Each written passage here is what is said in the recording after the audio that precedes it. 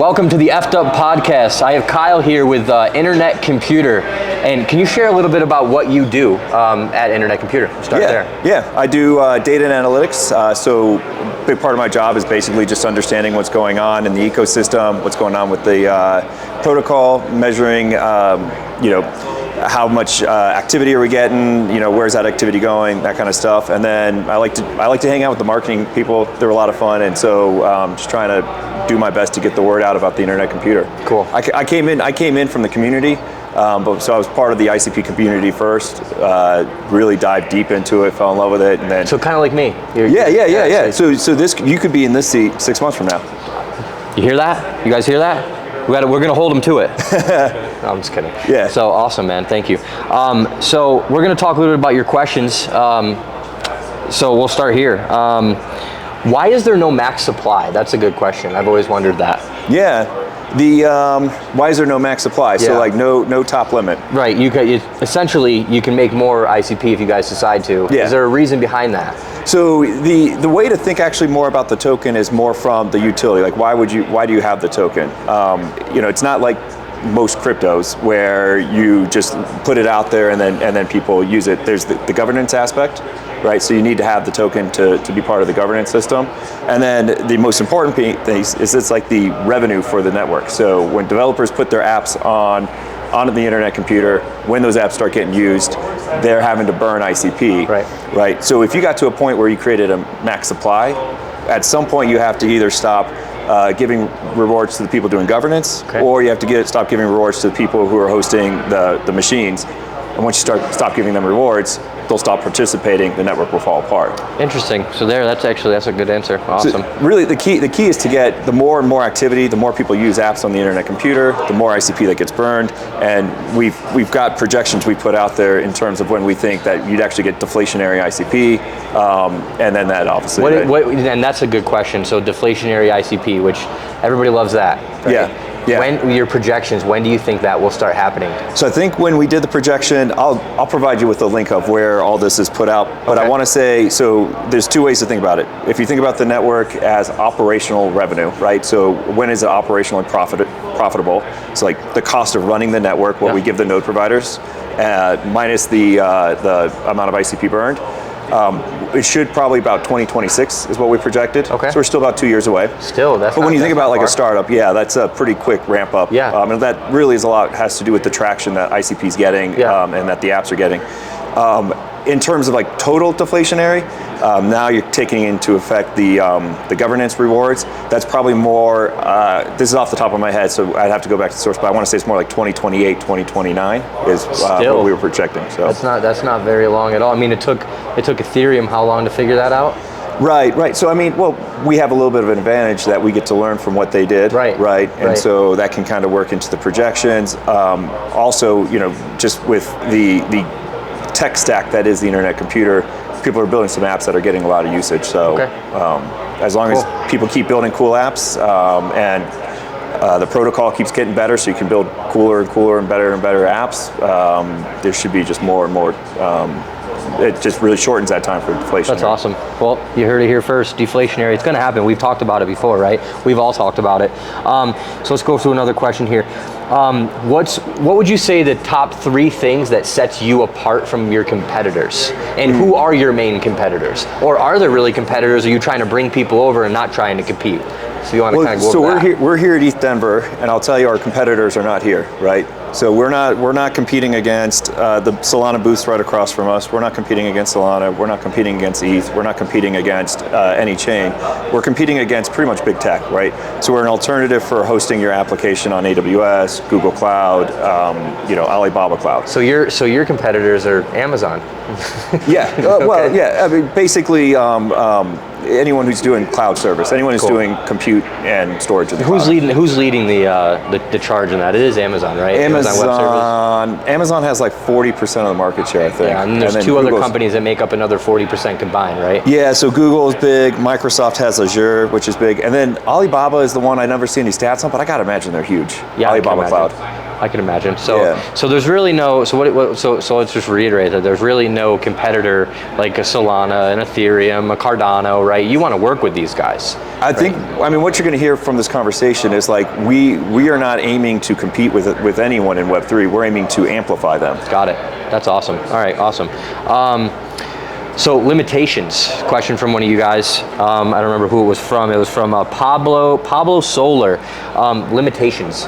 Yeah. Are there any limitations that you guys are running into right now and that you know you're going to solve, but it's going to take some time?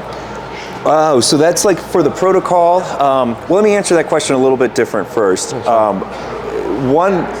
The reason why you'd want to build on the internet computer and not AWS, I mean, you want to take advantage of like decentralization or cheap financial rails, transparency, or digital ownership. Like those are really the 4 key attributes of a blockchain. Yeah. And so when you start to think about like how do you combine those, I always like to say the example of like Uber.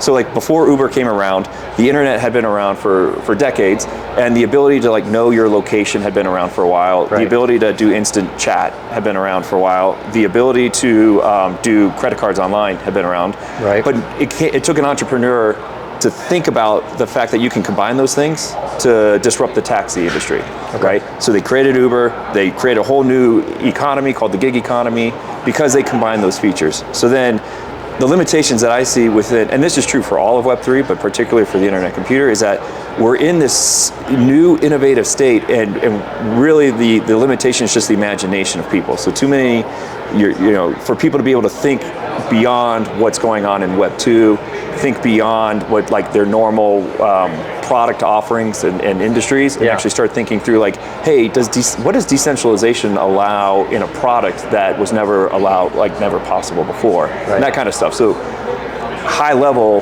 that innovation, like getting more and more innovation is how Web3 is going to thrive. Yeah. In terms of like with the protocol. One of the limitations, we'd like to decentralize a lot faster. I want to go down that road, because that's a question a lot of people are asking. I know a lot of you guys ask me all the time. The decentralization of ICP. You guys want to kind of, your goal is to decentralize the internet from the bottom, right? Because right now what's happening is Cardano, Salana, whoever it is, whether they're centralized or they're decentralized, they're still being built on a centralized server, right? And your goal is to get rid of that. But right now, there's not a ton of nodes. And the more nodes, from my understanding, the more decentralized the system is. Now, can we go down that road there? Because a lot of people want to know, because right now it's very expensive to run a node on ICP from what I hear. I think it's like 200 grand or something. It's like more like probably like 30 grand. Okay, 30. Yeah. See, I hear, but still, it's still a lot of number, a lot of money. So, well, I guess what's happening with that, and because that's how you guys are going to decentralize essentially, is having more nodes. From my understanding, I mean, there's probably more to it, but if you want to talk about that a little bit. So that's one way. So ICP is made up of subnets. A subnet has a fixed amount of nodes, and the more nodes you add, the more decentralized that subnet is. Right. We've settled on 13 nodes for most applications, like that are what you might call like lower security risk or something. 13 is we consider it adequate because those 13 nodes are governed by the DAO that governs the internet computer, and they're specifically placed throughout the world so that no one geography has more than, has too many nodes in it. No one data provider has too many nodes. So it's what they call deterministic decentralization. So, if you can guarantee that each one of those 13 nodes are in its own country, that there's no single company that owns all 13 of them, that across basically every avenue, they're different people, and that those people are tied to their local government, right? So in the sense that, if they were to turn rogue, there'd be legal recourse against them, right? They'd go to jail. So there's that. That's some protection. That makes sense. But certainly you could. So for like our Bitcoin subnet that has 29, I think I'd have to go back. I might be off by 1 or 2 nodes, but that has 29 because that's more important. That is carrying right now tens of millions of dollars worth of Bitcoin on it. We hope it'll be billions of dollars worth of Bitcoin, in the near future. So that has to be more decentralized. And again, we could just keep adding more and more nodes. The cost of that is just you have to print more ICP for each of those node providers. The other form of decentralization is with like who's building on the protocol.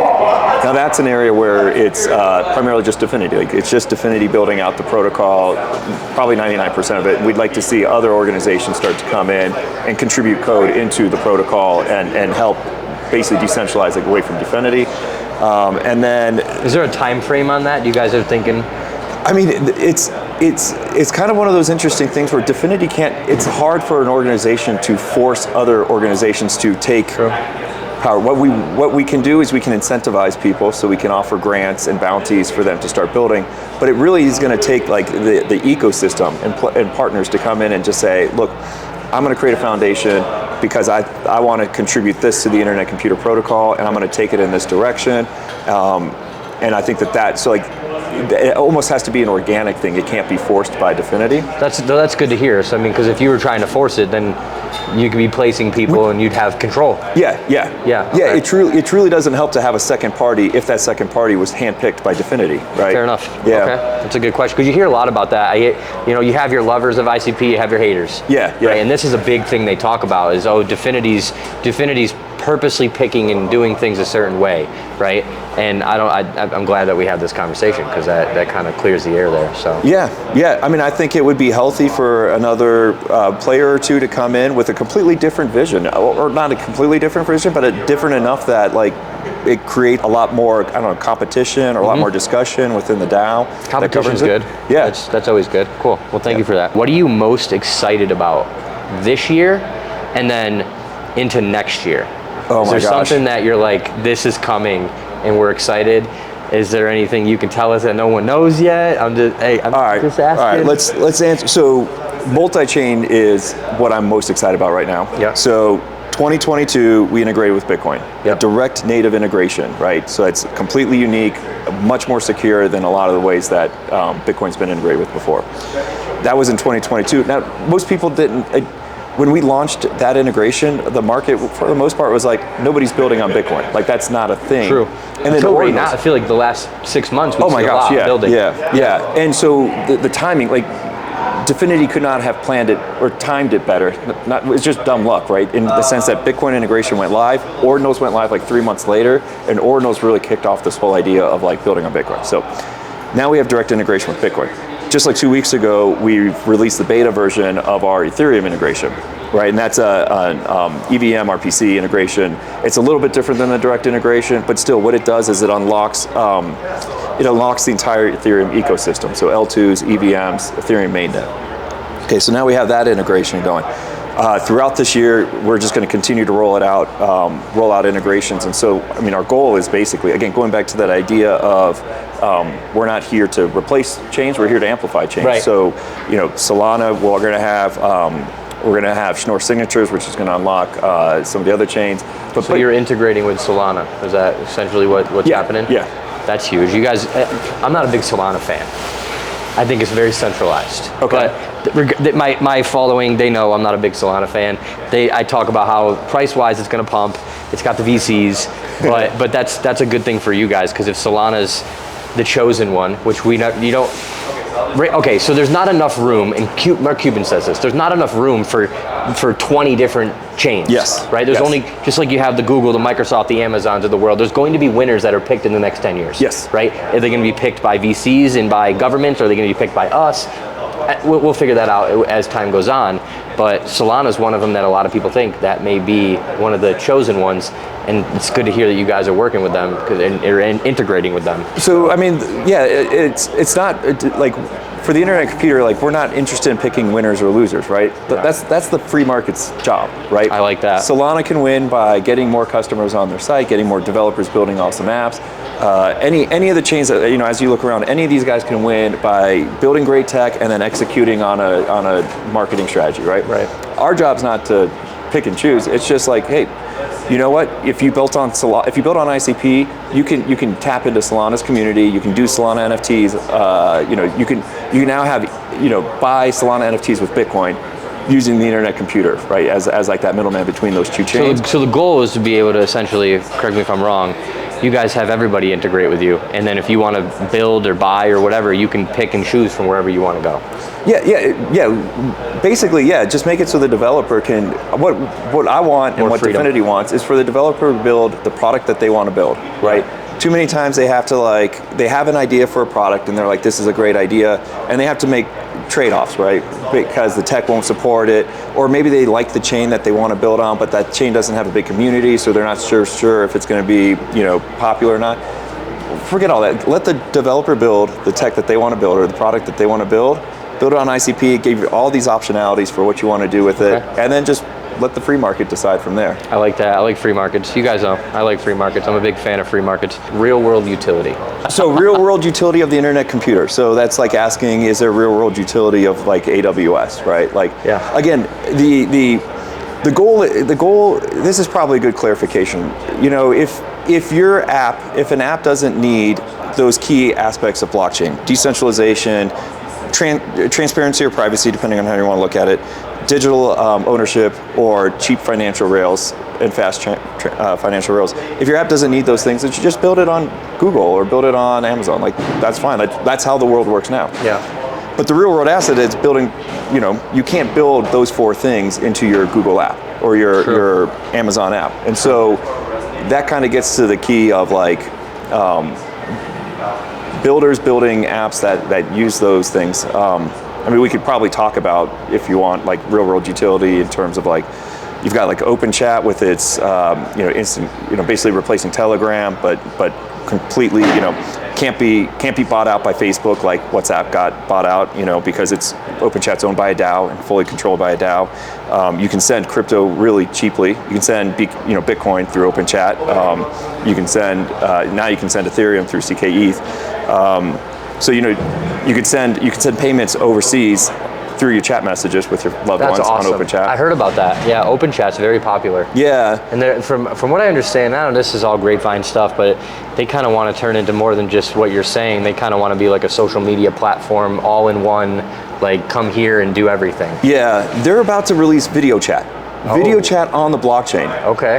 That team is just crushing it. I like that. Absolutely crushing it. I like that. So you think about your Google Meet or your Zoom on a blockchain. So you got privacy, right? You don't have somebody, scanning, basically fishing out your data, all of that kind of stuff. And again, having those easy financial rails. And then you can talk about Dmail is a decentralized mail application. So now you have privacy. You don't have Gmail scanning your all your information and privacy. See, I tell you guys all the time, privacy. It's huge. It's huge. It's huge for individuals. It's even bigger for companies. Yeah. If you want to make money, you sell a company a privacy app. Because that's how a company is only as good as its IP, right? And their employees are emailing out their IP. I worked in an IT department before I joined Definity, and I can't tell you how much money is spent just trying to make sure that a company's data stays the company's data and doesn't leak out there. So and there's always people trying to hack it, and I know one thing with you guys is there's no back door. So from what I understand, it's very difficult to do. It'd take controlling the DAO, right? The governance DAO. Yeah, it's pretty much impossible from what I understand. Yeah. I want to talk a little bit about DeFi. And we were talking a little bit about that over there and what's coming on DeFi, because one of the things that people hate on ICP about is the fact that you guys don't have a ton of money locked up, right? There's not a lot of money locked up in DeFi, and I'm very big on DeFi. I think that DeFi is going to be huge in the future. Kathy Wood talks about DeFi all the time. Oh yeah. Right? Yeah. And so can you speak a little bit about that? What you guys have coming for DeFi, the growth, and Yeah, so there's a couple things coming. What I said about multi-chain, right? Being able to, so right now, as of 3 weeks ago, you can actually go Bitcoin to ETH, or ETH to Bitcoin in a decentralized manner with no KYC, right? So that's, up until then, it was only possible on Thorchain. Thorchain does $2 billion in, swaps per day, basically. So now, Sonic on the internet computer, ICP Swap, and Helix. Although Helix does require a KYC, so maybe I will take them out of it just for the context of this statement. But now you have 3 apps on the internet computer that compete directly with Thorchain that's doing $2 billion. Sonic. When is Sonic going live? Do you know? So Sonic V2 is live. It's live. Sonic V3, I think, is just waiting on Bitfinity to go live. And when does that happen? Bitfinity is the big thing that I want. I kept forgetting the name of it. Yeah. Bitfinity. I want you to go over that a little bit, because that's gonna open up DeFi massively from what I hear. Yeah. So again, we have the Ethereum integration, the Bitcoin integration. One of the problems is most of the people building on Ethereum right now program in Solidity, right? That's the programming language they know. Definity is building an EVM on the internet computer so that you can program in Solidity, so devs can easily go on there.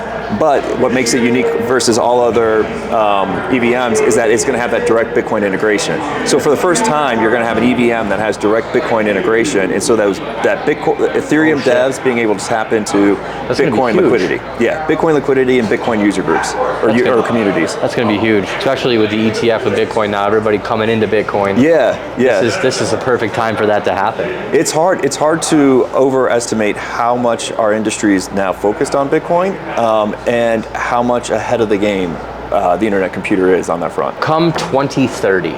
Okay. Because I talk to my following a lot. You guys will hear me say this a lot. In terms of making money and where technology is going, I think we're still like 1998 tech in terms of going back, right? It's there now. People are starting to hear about it, right? People are getting involved in it, right? But it's still not very easy to use, right? My grandmother would have no fucking clue how to use some of this stuff. I talked to them about in 2030, where are we going to be? And where do you guys see yourselves in 2030? Yeah, a good parallel. I'm going to confess my age in this, but I remember when eBay launched. Yeah. And eBay, when it first launched, you would post your, let's say like your bike for sale on eBay.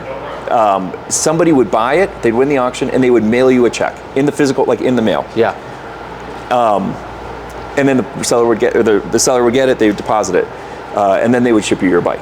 There's no way to pay other than mailing a check. A couple days would go by. And I remember that. My dad was doing that. He got scammed a couple times. Oh, did he? Yeah. So that was, it was like a 3-week process. Yeah. That's where we're at today.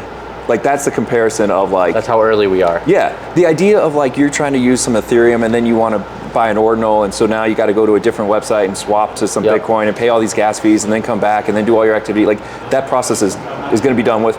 You hear it a lot here. They're saying account abstraction or chain abstraction. Mm-hmm. It's going to be where like all those tokens kind of just get abstracted away. The user doesn't care whether or not it's Matic or it's AVAX or whatever it is. Whatever they have in their wallet, they can spend it and buy whatever it is they want. And then honestly, there's probably going to be some consolidation. You think that's coming 2030? Our industry won't be around if that doesn't come by 2030. Okay. We got maybe like 3 or 4 years to get that in there before like we lose the opportunity to have mass adoption. We got like our industry has to go that way. That's exciting. Being able to go and buy things, do whatever you want, and not have to worry about what currency you own. They can accept it even if they don't like it. They can accept it, then transfer it to whatever they want. Yeah, that's going to be really important. But that's only like one, and we're losing our time here. But I'll just say like across the board, like that user experience. Like in the future, you're not going to tell if you're using a Web 2 or a Web 3 app. Their user experiences are going to be the same. You think that's coming before 2030? Oh yeah. That is huge. And I know we got to wrap this up, but the last thing I want to say to you guys, and if you're wondering why I keep looking at my phone, I'm on my live while I'm talking to you guys making this video, but that's huge. That is to not know that you're using Web3, to not know that you're using the blockchain, right? It just seamlessly happens. You think that's coming in the next couple of years? The idea of like Web 2 or Web 3 will just get torn down, and it's just going to be products, right? You're going to use decentralization, financial rails, digital ownership, transparency, privacy. I love it. Awesome. Yeah. Well, I appreciate you coming. Yeah, thanks for having me. This was awesome. We'll have to do this again when we have some more time, because I bet you we got a lot more questions for you. Oh yeah, happy to answer them. Yeah. So we'll have to set something up again. But anyways, appreciate all of you.